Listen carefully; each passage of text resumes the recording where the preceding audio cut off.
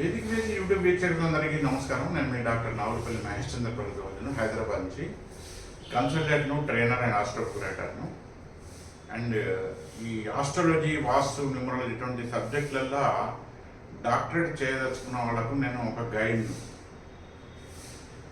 ఒక మనిషి వల్ల ఇంకొకళ్ళకి ఎందుకు కోపం వస్తుంది, నీ వలన ఇతరులకు ఎందుకు కోపం వస్తుంది, దానికి ఎక్కువ లేదు, ఒక 6-7 కారణాలు ఉన్నాయి.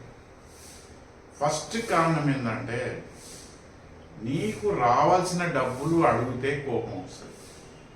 నీకు రావాల్సిన డబ్బులు అడిగితే కోపం వస్తుంది. అలాగే వారు చెప్పిన పని చేయకుండా కోపం వస్తుంది.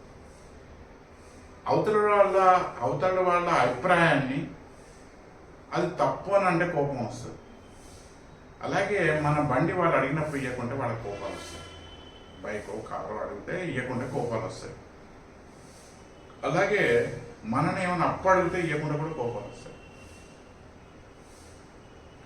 దీనివల్ల ఏమవుతుందంటే ఒకటి మన మాటామూట రెండు పోవడం కాకుండా వాళ్ళతో అంతర్గత విభేదాలు అనేది కంటిన్యూటీ అయిపోతుంది.